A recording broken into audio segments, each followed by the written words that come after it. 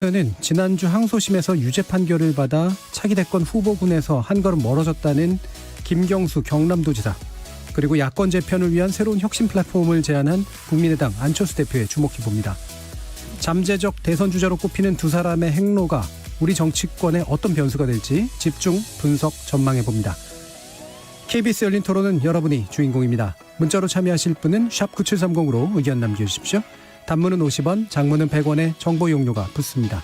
KBS 모바일 콩, 트위터 계정 KBS 오픈, 그리고 유튜브를 통해서도 무료로 참여하실 수 있습니다.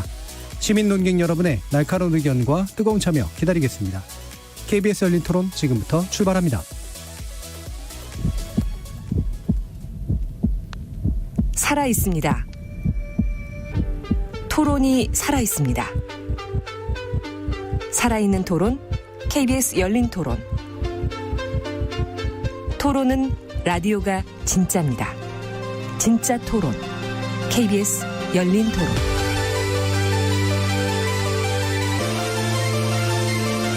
정치를 보는 새로운 시선, 정치의 재구성에서 시작합니다. 함께해 주실 네 분의 논객 소개하겠습니다. 먼저 오늘 장경태 의원의 결석으로 스페셜 게스트로 오셨습니다. 원래 이 자리에 또 앉아 계셨던 분이기도 하죠. 더불어민주당 법률위원회 현근택 부위원장 나오셨습니다. 법률위원장은 이제 부위원장 끝났고요. 끝나셨습니다. 아무튼 네, 예. 대타로 나왔으니까 열심히 해보겠습니다. 알겠습니다. 자, 그리고 제1야당 국민의힘 최고위원을 지내셨던 이준석 전 최고위원 함께하셨습니다. 네, 안녕하십니까, 이준석입니다. 그리고 국민의당 국민미래연구원장이시죠. 배재대 정현종 교수 나오셨습니다. 네, 안녕하세요.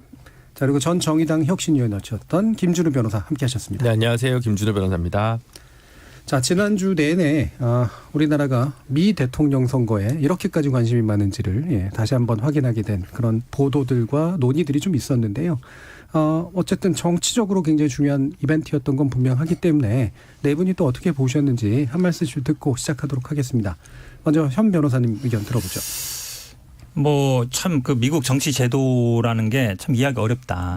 저희들이 봤을 때는 아직도 그러니까 보통 우리가 선거 원칙하면 4개 정도 얘기하거든요. 그중에 제일 중요한 게 직접 선거입니다. 뭐 밀평등 선거, 뭐 보통 선거도 얘기하지만 아직도 이런 제도를 유지하는 게 물론 뭐 각 주의 어떤 독립성을 견제하는 면도 있는데 과연 옳은가 이런 생각을 안 할 수가 없고, 그다음에 개표도 이거를 저희 같으면 보통 밤새 하잖아요. 전자적으로 하면 하루 정도 하는데 5일씩 걸려가지고 하고, 그다음에 또 물론 뭐 트럼프 개인의 특성을 떠나가지고 그러니까 제도적인 면에서 참 이해하기 어려운 면이 많아서 어쨌든 그래도 좀 재미있긴 한데, 이게 4년마다 이게 공부를 하잖아요. 우리가 네. 뭐 주도 그렇고 그게 무슨 러스크벨트, 썬벨트 이러면서 이름도 외우고 이러는데 참 미국 제도가 참 특이하긴 한데 우리 생각에는 상식은 잘 안 맞는 것 같다는 생각이 듭니다. 미국은 전당대회도 한 달 해요.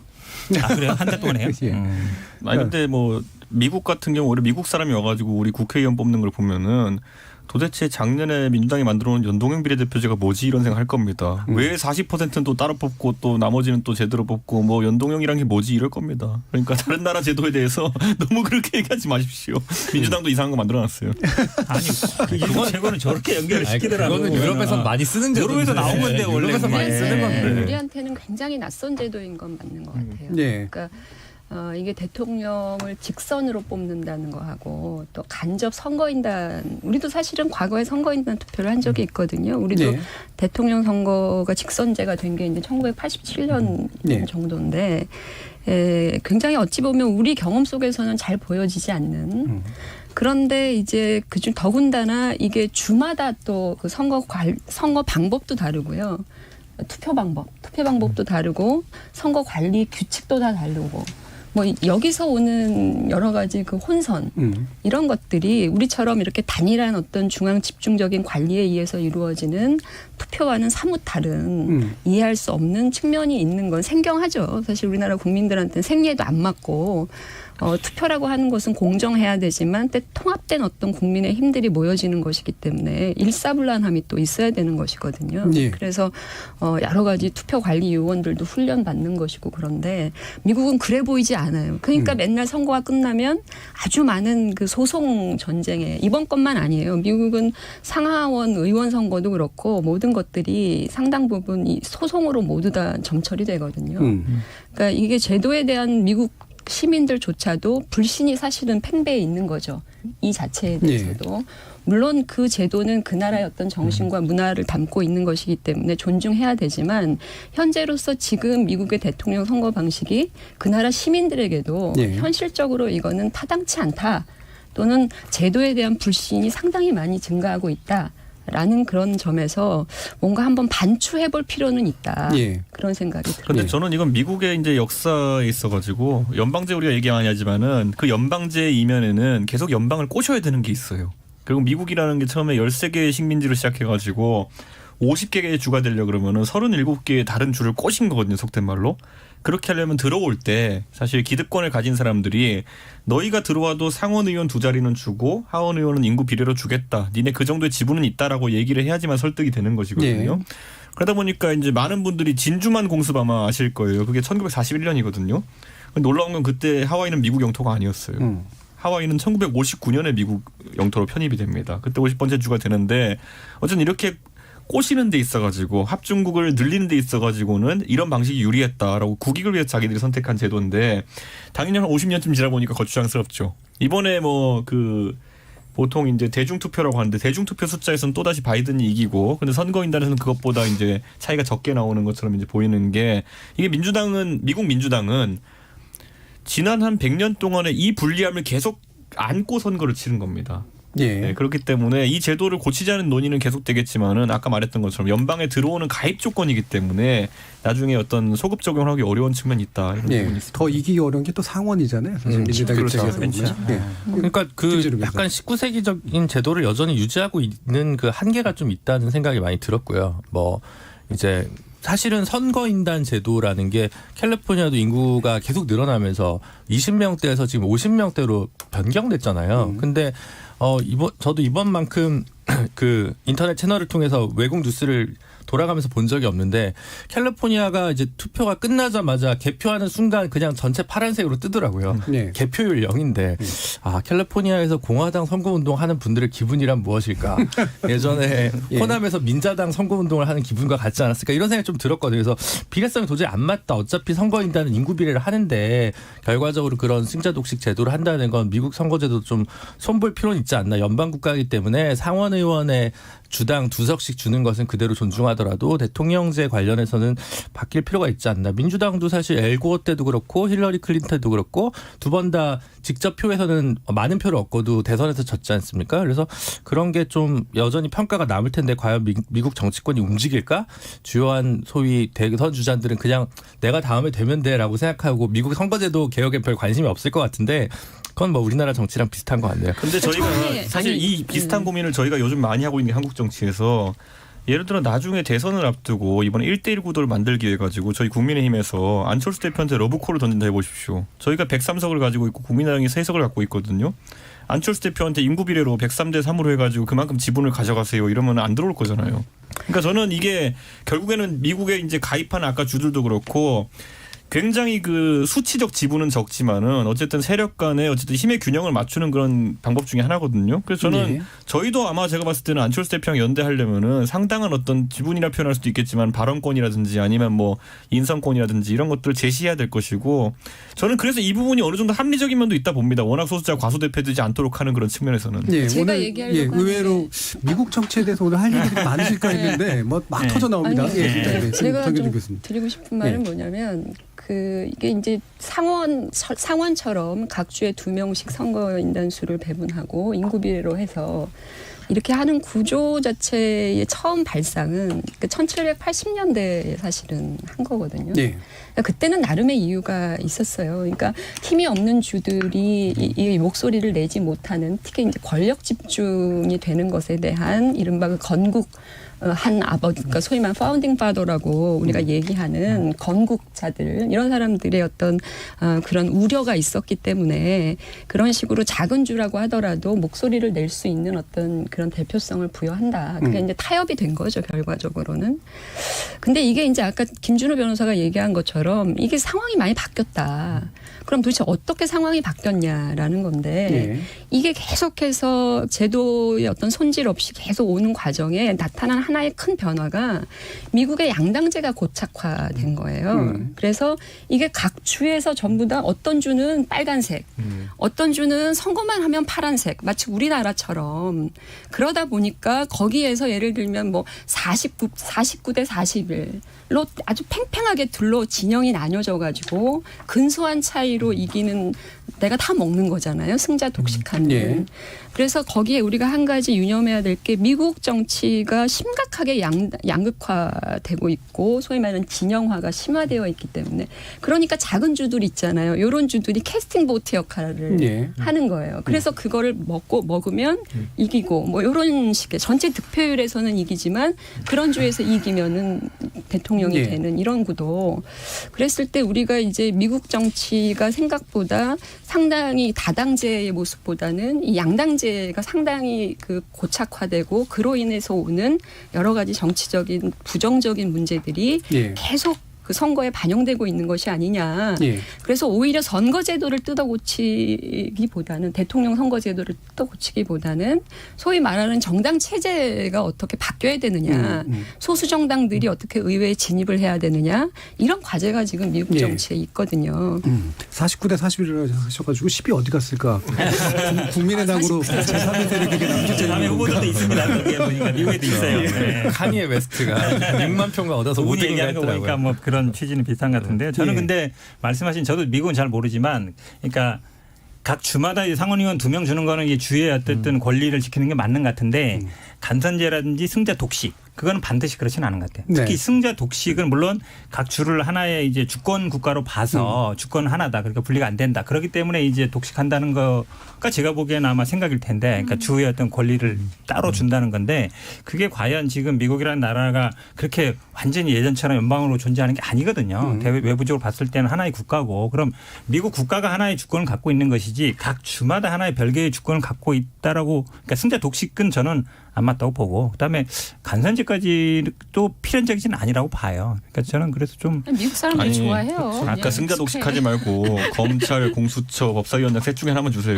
자, 아니 이제 가져가라고 했을 때 안 가져오는 사람들이 이제 언제 뭘 준다 그랬어? 하나도 이준석 안 전 준다 최고위원 그랬지. 특유의 끼워넣기가 지금 나왔는데요. 예, 한번 끼워놓을 기회를 다시 한번 드리는 질문 하나는 그러면 드리겠습니다. 이게 뭐냐면 결국에는 미국 정치 제도들을 보면 분명히 이제 그 대중들의 요구와 실제 이제 헌법적 제도 사이에 이제 갭이 계속해서 나오는 건 맞는데 손을 대기가 굉장히 어렵잖아요. 헌법이 딱딱하니까 생기는 문제이기도 하고 연방제니까 생기는 문제이기도 하고 동시에 이제 자기 자신의 운명을 결정짓는 정치인들이 과연 그런 제도를 고칠 수가 있는가라는 그런 좀 더 본질적인 질문하고 좀 연관이 돼 있는 것 같은데 우리나라도 헌법 문제, 선거제 문제 훨씬 단순한 제도를 가지고 있는 나라임에도 불구하고 이제 계속해서 우리가 그 문제를 겪고 있잖아요.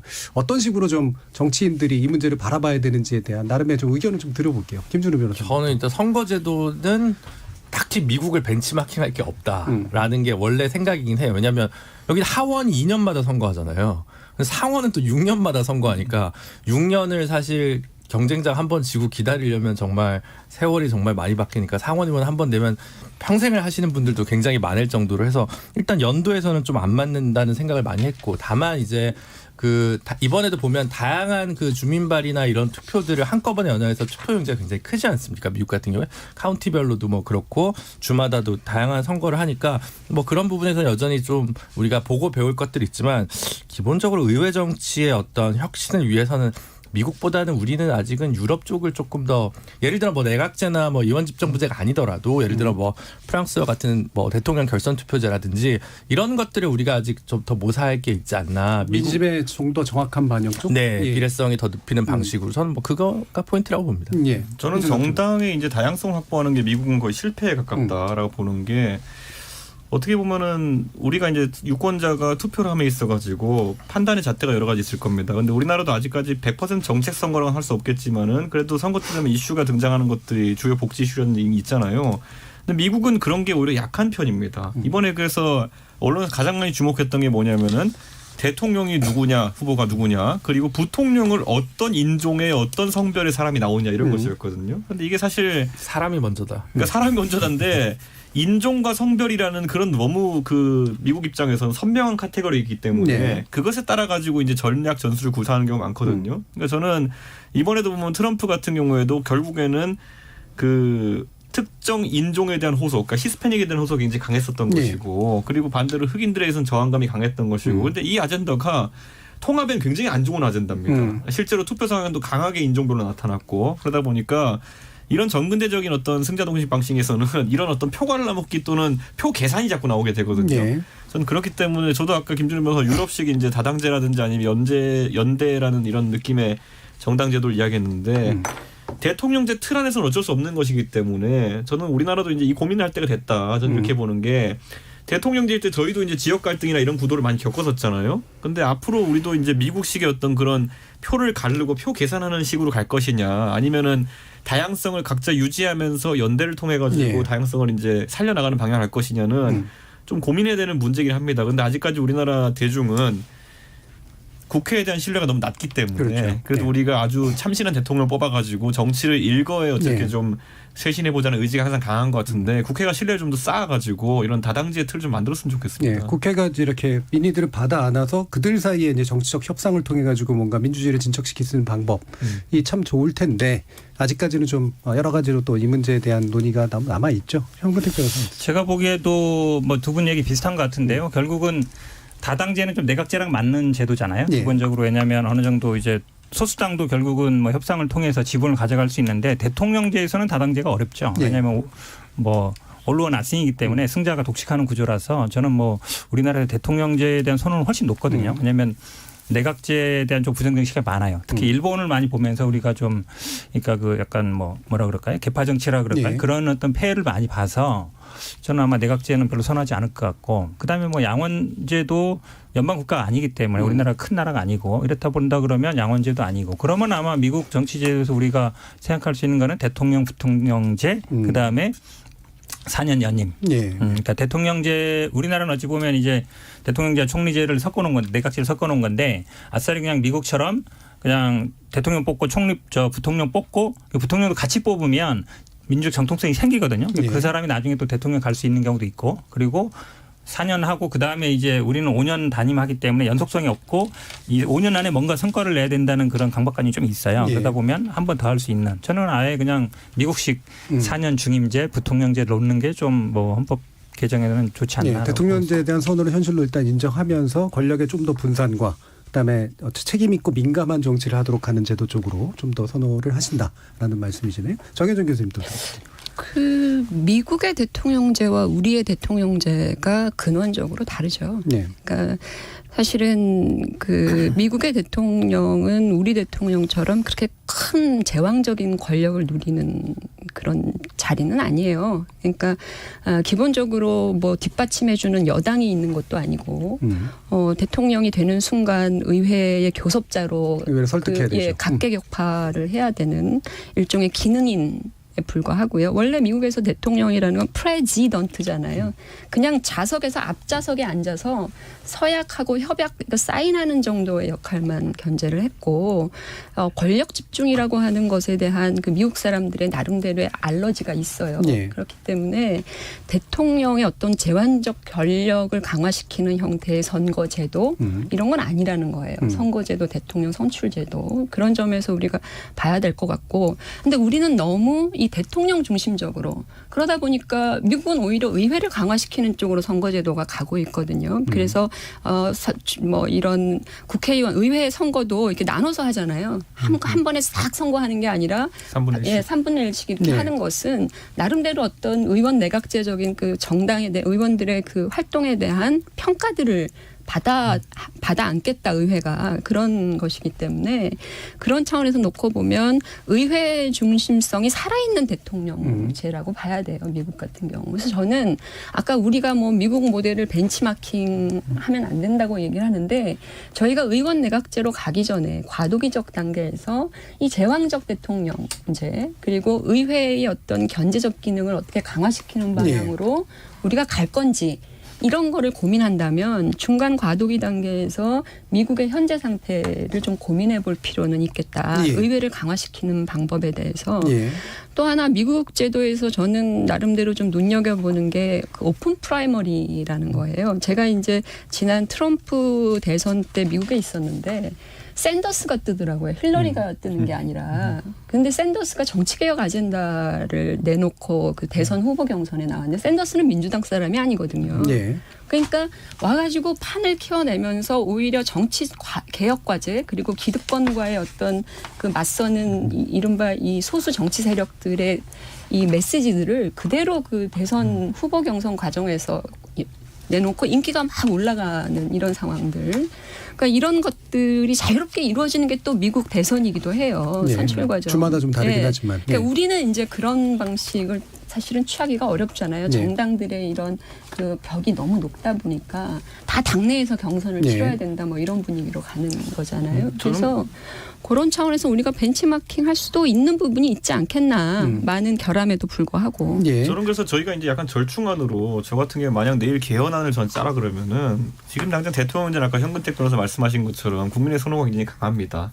다만 다당제 같은 새로운 시도를 해보려면은 결국엔 결선 투표제 정도는 이번에 긍정적으로 검토할 수 있지 않느냐 이런 생각을 하는 것이 프랑스식으로 하는 게. 저는 이제 우리 국민들이 결선 투표제를 하게 되면 다양한 선택권이 생기고 다양한 뭐 볼거리도 제공된다 이렇게 보는 것이 예를 들어 특정한 지역 같은 경우에는 정의당과 민주당이 결선 투표라는 것도 나올 수 있어요. 예. 그리고 어느 지역 같은 국민의당과 국민의힘이 하는 경우는 나올 수 있는 거고 어떤 지역에서 또 수도권에서는 양당에서 가장 센 진영에서 제일 센 후보들끼리 붙을 수도 있는 거고 저는 이게 꼭 필요하다 이렇게 생각합니다. 예. 지금의 동의합니다. 승자 독식은 보완이 필요해요. 네, 저도 맞습니다. 동의합니다. 프랑스식이 독일식이 좀 민감하면 프랑스식이 소선거구고 비례대표가 없는데 결선 투표 때문에 다당제가 가능하다는 점이 하나 있고 부통령은 이제 이기붕 씨 이후에 굉장히 부정적인 이미지가 강했는데 그 이름이 나올 줄 몰랐다. 시절이 이제 많이 지났기 때문에 이제는 뭐 국무총리보다는 사실은 부통령이 권한 대행을 하는 게 뭐 차라리 민주적 정당성 상황에선 맞으니까 그게 좀 더 올곧은 방향인 것 네, 같습니다. 김준호 변호사님이 우리 그 열린 토론 청취자분들의 연령대를 이렇게 염두에 두시고 하시는 말씀이 아닐까 싶으시긴 한데요. 자, 유튜브 경호님이 이준석 의원께 이런 질문을 했어요. 내각제하면 잘 될까요? 대표적인 국가가 일본인데 일본 내각제 본받을 만한 정치제도는 아닌 것 같아요라고 했거든요. 간단히 한번 답 주시죠. 맞는 지적이시고요. 네. 저는 그렇게 해서 뭐 족벌식 정치 이런 것들도 보수 정치 이런 것도 별로 마음에 안 들기 때문에 지금 시점에 중간 단계 또는 타협점으로 아까 제가 말했던 것처럼 다당제 어쨌든 장점만을 흡수하려면은 결선 투표제 정도는 시행해 볼 필요가 있지 않느냐. 저는 만약에 지금 긴급하게 당들이 협의한다면은 지금 서울시의회 같은 경우에는 110석 중에 103석이 민주당인가요? 그리고 이제 국민의힘이 6석이고 정의당이 1석 뭐 이런 걸로 알고 있는데 이런 시의회 정도부터 먼저 결선 투표제 같은 걸 한번 시행해 볼 수 있지 않겠느냐. 물론 선거를 2번 치른다는 것이 우리 국민 정서상 새로 적응해야 될 부분이긴 하지만은 그래도 시의회 정도에서는 이런 뭐 구의회는 이미 뭐 저희가 중선거구제 예. 시도를 하고 있으니까요. 그것에 나름 긍정적인 면도 있는 것처럼 결선 투표에도 한번 시도해 볼 만하다. 그래서 한번 야건 여야가 합의를 좀 했으면 저는 좋겠습니다. 약간 생각이 다른데요. 저도 그러니까 이 달라요. 선거제도는 오히려 시의회는 뭐. 결선 투표를 하려면 대통령부터 먼저 하는 게 그렇습니다. 나아요. 네. 대통령제 하고 왜냐하면 그 대통령은 개헌해야 되니까 자치단체장부터 해야 되는 게 맞지 않을까요? 자치단체장 가장 가까운 선거를 얘기한 거예요, 구의원 그냥. 시험부터 하려면 너무 비용이 많이 네. 들죠. 그쵸, 그러니까 그쵸. 중요한 선거 아주 중요한 선거 정도에서 광역단체장과 그렇죠. 교육감. 그 정도 교육감이나 네. 큰 선거에서 해야지 작은 선거에서 하려면 제가 보기에 알겠습니다. 굉장히 뭐 그 부분도 뭐 지금 저 이준석 의원 얘기하신 게 투표 참여율이 높아져야 의미가 네, 있죠. 전반적으로 결선 투표는 좀 필요한 것 같다는 데는 대부분의 공감대가 있는데 실제로 이제 국민들이 가지고 있는 불편함이나 저항감 아, 또 그래서 이거- 내각제를 동의한다는 거예요. 전 내각제는 그렇게 안 좋아합니다. 왜냐하면 뭐 이런 국민이 표현하기는 동의하기 그렇지만은 힘들 거예요. 당장 내각제 했을 때 결국 사람이 누가 떠오르냐 했을 때 우리 국민들이 좀 부정적인 인물들이 많이 떠오르기 때문에 그러니까 국민들은 대중적 지지는 별로 없는데 당내 술 사고 밥 사고는 잘하는 분들 이런 분도 올라가는 거 저도 원하지 않거든요. 아까 이기붕 씨를 얘기를 해가지고 그것도 고시대뿐이 얘기 나오나 했는데 그것까지는 아니었네요. 자, 유튜브로 원희님이 문재인 대통령과 조 바이든 당선이 서로 대화가 잘 통할 것 같은데 어떻게 보세요라고 의견을 주셔서요. 마침 이쪽으로 저기 논의를 이동시키 보도록 하겠습니다. 일단 이제 대통령이 트위터로 이제 당선 축하 인사를 보내는 좀 특이한 상황이 좀 벌어졌고요. 여당에서도 지금 기본적인 기조는 이제 환영하고 기조를 맞추겠다라고 하는 그런 말들을 하고 있는데 그렇게 좀 뭔가 대화가 잘 통할 것 같으신가요? 저는 뭐 잘 될 것 같습니다. 네. 왜냐하면 지금 뭐 예전에 오바마 행정부 때 부통령을 했기 때문에 뭐 전략적 인내를 하지 않겠냐. 그다음에 뭐 트럼프 대통령이 김정은 위원장하고 케미가 좋았기 때문에 좀 반대로 가지 않겠냐. 네. 이제 두 가지 정도가 제가 보기에 우려하는 상황 같은데요. 그러니까 예전과는 좀 상황이 달라졌다는 거 우리가 뭐 ICBM 얘기도 하고 북한이 그 전보다 훨씬 더 핵능력을 발전시켰다. 그렇기 때문에 가만히 두고만 볼 수는 없다. 전략적 인내라는 게 그냥 지켜보는 거잖아요. 그렇지 않을 것 같고요. 그다음에 사실은 그 당시에 전략적 인내 상황에서는 이명박 박근혜 대통령 때였어요. 어쨌든 그 두 대통령이 있을 때는 가능하면 또 우리나라 대통령도 아무것도 안 하고 있는 상황이었거든요. 남북관계에서는. 그거와는 좀 다르다. 그리고 그 전에 그러니까 우리나라에서 민주당 정부 그다음에 미국에서 민주당 정부 들어왔던 게 아마 김대중 대통령, 클린턴 대통령일 때 한 2, 3년 정도인데 그때 생각해 보시면 뭐 제네바 합의도 하고 햇빛 정책하면서 어느 정도 이게 됐었거든요. 그러니까 오히려 제가 보기에는 문재인 대통령의 시간이 뭐 1년 반 정도밖에 안 남았다 그러지만 저는 지금 어쨌든 국민들의 지지라든지 아니면 남북 관계가 과거로 완전히 돌아갈 만큼은 아니다. 저는 오히려 뭐 내년 뭐 초반기에 아마 상반기까지는 아마 뭐 이렇게 장관이라든지 이런 분들 아마 인사청문회에 시간이 있다 그러면 남북 간의 뭐 코로나 방역 문제라든지 아니면 이런 것들을 충분히 협력할 가능성이 있어서 저는 우리가 조금 더 적극적으로 나간다 그러면 아마 바이든 행정부도 충분히 그거에 동의를 할 가능성이 높다. 예. 그리고 기본적으로 다 아시다시피 뭐 바이든 당선인이나 그다음에 김대중 대통령과 굉장히 관계도 좋았다 그러잖아요. 그 당시에도 햇빛 정책 지지했었고 그런 게 저는 아마 이번에 오랜만에 찾아온 한 20년 만에 찾아온 아마 좋은 기회다. 그래서 저는 뭐 충분히 남북 간의 관계를 진작시킬 수 있는 그런 계기가 될 걸로 보고 있습니다. 지금 이제 국민의힘 같은 경우는 이제 논평이 한미동맹 확실히 이제 강조를 했고요. 혈맹이라는 이름을 쓰면서 그다음에 다자간 무역 활성화, 자유무역의 신봉자, 대한민국이 거기에 함께해야 된다라고 하는 그리고 이제 북한의 비핵화 원칙 이런 정도의 내용들을 쭉 담았는데 뭐 예상 가능한 반응이긴 했어요. 근데 국민의힘 측에서는 원래는 이제 이념적으로는 이제 공화당하고 좀 더 비슷한데 이번에는 트럼프 대통령의 재당선을 딱히 원하지는 않았던 것 같은 그런 분위기인데 어떻습니까? 그러니까 우선 대북 문제에 있어가지고 네. 상당히 저희가 갖고 있는 입장과 다릅니다. 왜냐하면 저희는 좀 원칙론적인 접근을 해야 된다 이런 생각이고 굳이 사업에 비유하자면 이런 거죠. 그 트럼프 대통령 같은 경우에는 좀 인간관계를 중시하고 만나서 풀자 뭐 이런 느낌의 지도자라고 한다면은 오바마 행정부 때부터 전략적 인내라든지 이런 관점이란 거는 민주당에서 항상 물건을 보자. 너희가 여기에 대해서 한 진일보한 제안을 하면은 우리도 거기에 맞는 수준의 상응한 대응을 하겠다 이런 거거든요.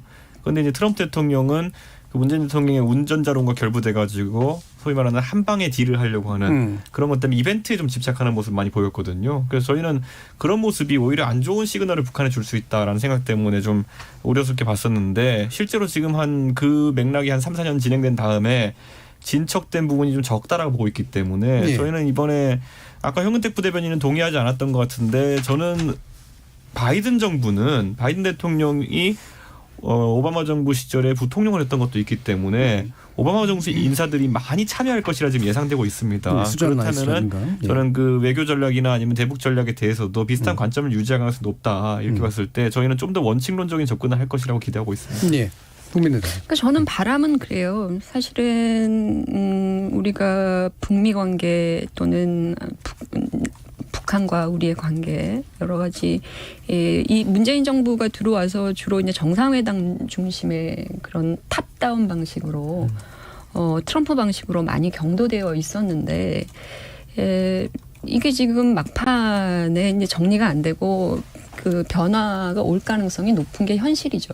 그래서 거기에 잘 적응해 주길 바라요. 진짜 잘 적응해서 대북 문제를 원칙적으로 제대로 풀어내려고 하는 정권의 의지를 좀 발현했으면 좋겠다는 생각인데 현실은 사실은 녹록지가 않은 게 지금 아까 현근택 변호사 같은 경우에는 이게 무슨 당과 당끼리의 어떤 그 막 코드?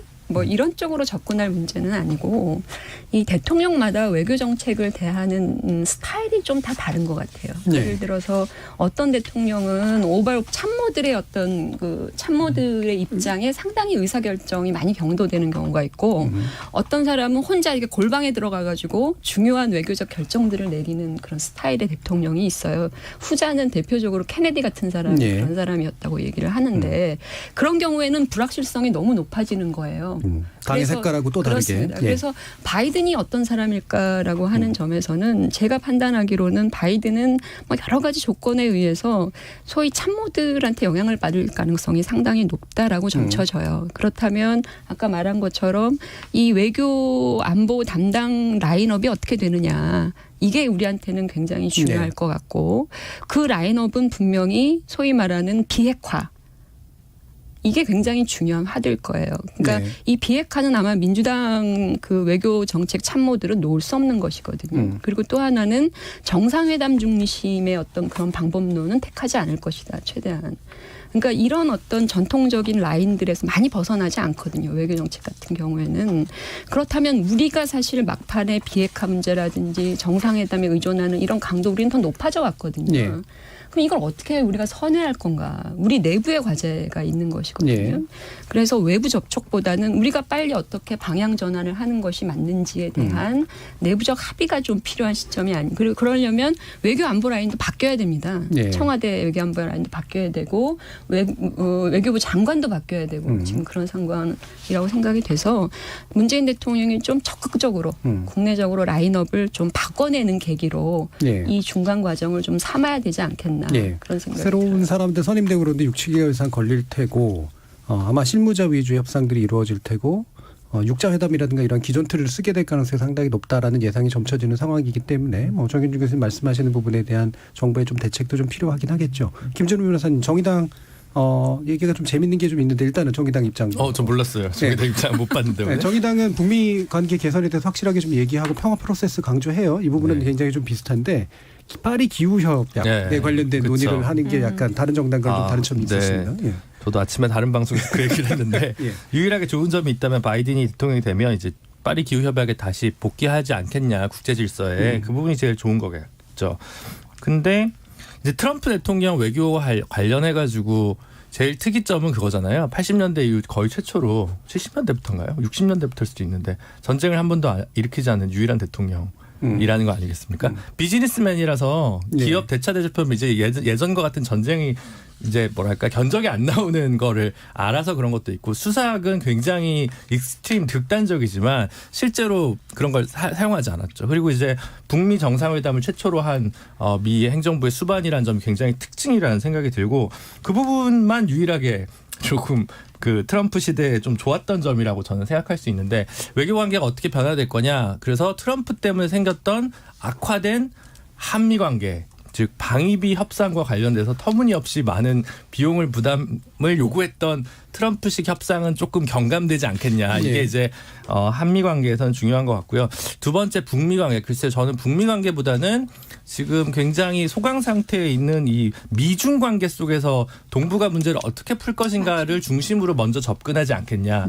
그 와중에 바이든이 원하는 것은 한미일 삼각동맹을 어떤 식으로 다시 복원해낼 것인가에 관한 고민일 텐데 현재 한일 관계가 굉장히 냉각기인 상황에서 과연 이제 어떤 식으로 이제 프로세스를 만들어 갈까 그걸 봐야 될 것 같고요. 그 다음이 아마 이제 북미 관계에 대해서 좀 어떻게 다룰 것인가라고 생각이 드니까 어떤 면에서 조 바이든 정부가 들어서는 그리고 사실은 거의 굉장히 오랜만에 재선을 예견하기 힘든 대통령이지 않습니까? 그래서 그 4년 동안 북미 관계에서 뭔가 큰 변화가 있을 수 있을까에 대한 사실은 저는 물음표가 좀 있거든요. 나머지 관계들을 좀 더 큰 거시적인 스텝들을 좀 다시 밟고 복원해야 되는 것만으로 시간이 굉장히 짧기 때문에 그래서 참 어떻게 보면 좀 낙관하기 쉽지 않다. 그렇게 좀 보여집니다. 자, 그래서 이 부분에 대해서 정부 여당의 뭐 직접적인 관계자는 아니십니다만 어떤 또 답을 물론 하실 수 이제 있습니까? 일리는 있어요. 왜냐하면 바이든 행정부의 아마 1번 목표는 뭐 코로나도 있고요. 그다음에 뭐 경제 살리기도 있지만 더 급한 건 아마 트럼프 지우기가 되겠죠. 그러니까 국제 관계에서도 그렇고 회복할 게 많잖아요. 이란 협정도 해야 되죠. 그다음에 뭐 유럽과의 문제도 풀어야 돼. 지금처럼 뭐 기후 회복도 해야 돼서 저는 아마 이 북미 간의 관계가 뭐 핵심적으로 당장의 큰 이슈가 될 것 같지는 않아요. 그런 면에서 본다 그러면 오히려 남북 간에 좀 더 움직일 여지는 더 생기지 않겠냐. 저도 김준호 변호사님 말씀처럼 사실은 현재 세계의 큰 틀은 미국과 중국 간의 관계가 어떻게 되느냐잖아요. 우리는 어쨌든 미국 쪽에 가까워 있고 북한은 이제 중국 쪽에 붙어 있는데 어쨌든 그 틀을 우리가 바꿀 수는 없어요. 그런데 미국의 관심이 조금 덜하다든지 또 중국과의 북한과의 관계가 조금 덜해진다 그러면 저는 미국과 중국과의 관계와 남북 간의 관계를 반드시 연동시킬 필요는 없다. 그러니까 조금 이해관계가 다른 분들을 찾아가지고 미중 간의 대치점 내에서 있지만 그래도 좀 분리해서 미중 간의 붙은 부분과 남북 간의 어떤 이해관계 일치하는 부분들은 그래도 조금씩 찾아 나가면서 예. 이걸 좀 너무 연동시키지 않는 그게 저는 아마 우리 남북 간에 좀 발전시키는 방법이라 보고요. 저는 아마 재선하지 않고 1, 2년 동안은 트럼프 지우기를 한다 그러면 남북 간의 관계는 우리 남북 간에 스스로 해결할 수 있는 영역이 좀 더 열리지 않겠냐 이렇게 기대해 봅니다. 네, 저기 뭐 말씀하실 거 있어요. 네, 지금 뭐 바이든이 최근에 아직 뭐 인수위 단계도 안 되어 있지만 최근에 이제 제일 먼저 바이든이 얘기한 일종의 오더가 무엇이냐면 각종 외교 채널을 일단 다 닫아라. 그러니까 뭐 이게 트럼프 지우기를 하려고 작정을 한 건지는 모르겠지만 이 외교 정책과 관련해서 각국에서 들어오는 여러 가지 컨택들 이런 것들을 일단은 하지 말아라라고 했다는 얘기를 들었어요. 외국 통신에서. 그러니까 그 얘기는 이른바 지금 우리의 어떤 의견대로 우리 정부가 하려고 하는 방향대로 이들이 많이 다가오지 않을 수도 있겠다라는 네. 생각을 해야 된다는 거죠. 이걸 닫았다는 얘기는 기본적으로 뭔가 자기들의 자체적인 발상과 내용들에 대한 강고한 고민들을 하는 거거든요. 네. 그러니까 그런 점을 감안해서 우리가 고민해야 되고 또 하나는 우리가 의원외교 이런 거 많이 했었잖아요. 네. 저 이번에 그런 얘기를 들으면서 바이든을 아는 사람이 없다는 거예요. 의원들 중에. 바이든이 상원 의원만 몇 년 했어요? 꽤 오래 했죠. 30년 했어요. 네, 30년 가까이 했는데 육선했죠. 우리나라 국회의원들 중에 바이든하고 이렇게 어떤 형태로든 뭐 정보를 주고받거나 얘기를 했던 사람이 없다는 거는 우리 의원 외교가 참 실효성이 없다. 그런 생각을 하게 만드는데 어떤 형태로든 조금 그 바이든과 직접적으로 의사소통할 수 있는 채널은 열어두되 우리도 우리 나름대로 전략적 방향 전환에 대한 기반을 다잡는 그런 어떤 기회를 우리도 좀 가져야 된다. 신기일전해야 되는 상황이고 너무 그쪽에 어떻게든 컨택을 해보려고 막 이렇게 하는 것은 오히려 역효과 날 가능성이 높다는 거죠. 준비를 하자. 근데 진짜 보니까 관련해서 보니까 오랜만에 김병준 교수님께서 트위터인가 페이스북인가에 델라웨어 인연을 얘기를 하시던데 직접 보지는 않았다. 그래도 반갑다 뭐 이런 얘기를 그러면 하셨어요. 가까운 의원이 있잖아요. 그런데 진짜 의원 외교는 저도 이제 외통에 있었던 분들 얘기 들어보면은 진짜 영어 잘해야지만 할 수 있는 거라 그러더라고요. 네, 그러니까 왜냐하면 정상 외교나 이런 것들 같은 경우에는 뭐 도와주는 조력자도 많고 내용 같은 경우도 준비해주는 사람이 많고 하다 보니까 어쩌면 약간 준비된 대련 같은 느낌으로 진행되는 반면에 의원 외교는 진짜 뭐 골프 치면서 하는 경우도 있고 진짜 친교를 이제 다루는 게 많기 때문에 그 부분에 있어가지고는 우리가 좀 의원 중에서 그런 걸 할 수 있는 분이 좀 드물다 요즘은. 그게 약간 안타까운 지점이고. 저는 미국의 이제 장관 인선이 이제 벌써 얘기가 나오고 있거든요. 근데 우리가 이제 익숙한 이름 중에 하나가 뭐냐면 수잔 라이스거든요. 수잔 라이스는 이분이 그런데 문제가 뭐냐면은 지금 부통령으로 당선된 사람이 카밀라 해리스라는 분인데 이분과 같이 부통령 후보군으로 원래 같이 등장했던 분이에요. 그런데 만약 이분이 국무장관 되게 되면 문재인 정부에게는 바로 가장 큰 고민거리가 하나 던져지는 게 이분이 2017년에 언론에 기고해가지고 뭐라 그랬냐면은 북한은 사고 칠 것 같지 않으니 북핵을 용인해야 된다는 얘기를 했어요. 그렇기 때문에 만약 이런 생각을 가진 분이 국무장관이 되면은 그리고 우리가 뭐 선택하는 게 아니지 않습니까? 바이든 대통령이 만약 고르게 된다면은 우리 정부 입장에서는 우리가 기조를 그럼 전환해야 되느냐, 북핵을 인정하는 방향으로 가야 되느냐, 아니면은 미국을 설득해야 되느냐. 뭐 굉장히 고민이 많은 지점이 있는 거고 저희 야당 입장에서는 만약에 그렇게 정해진다고 한다면은 저희는 대립을 할 수밖에 없습니다. 바이든 행정부에서 만약 수잔 라이스 국무장관이 지명돼서 그렇게 얘기한다면은 그러니까 이런 것들이 우리는 이제 장관 인선 하나하나 그리고 안보보좌관 우리 예전에 보면 뭐 볼튼이 하는 한마디 이렇게 막 국가가 휘둘리고 이랬던 적도 있는데 적어도 오바마 시절에 있던 그 인사들에 대해 가지고 면밀한 분석을 지금부터 들어가야 됩니다. 근데 최근에 이제 민주당에서 나오는 이야기를 보면은 그 전략적 인내라는 단어가 너무 두려워서 그런지 모르겠는데 자꾸 희망 섞인 얘기만 하거든요. 오바마 때 사람들이 별로 중용되지 않을 것이다. 아니면 오바마랑 다른 정책을 펼치겠다. 뭐 이런 식으로 이제 계속 이제 예측을 하는데 지금 미국에서 나오는 모든 언론 메시지를 보면은 오바마 인사들을 기본으로 해가 장관 진용을 짜고 있어요. 그렇기 때문에 저는 정책에 계승하는 부분이 상당할 것이다. 이렇게 보고 대비를 해야 된다 봅니다. 알겠습니다. 자, 일부 관련된 얘기 또 사실은 정치인들의 발언까지도 좀 다루려고 했습니다만 상당 부분 또 얘기가 된 것 같아서요. 1분 이 정도로 좀 마무리할 텐데요. 유튜브로 라파엘 김님께서 현근택 변호사님 요즘 방송 자주 나오셔서 참 반갑습니다. 오늘도 참 젠틀합니다. 파이팅이라고 해주셨네요. 누구를 풀어놓으셨는지 모르겠는데 요즘 방송 별로 안 나와요. 예전에 더 많이 하시지 않았어요? 파이팅. 별로 안 나오는데. 다시 자주 나오시면 파이팅. 좋겠다. 아마 이런 얘기인 것 고맙습니다. 같습니다. 예.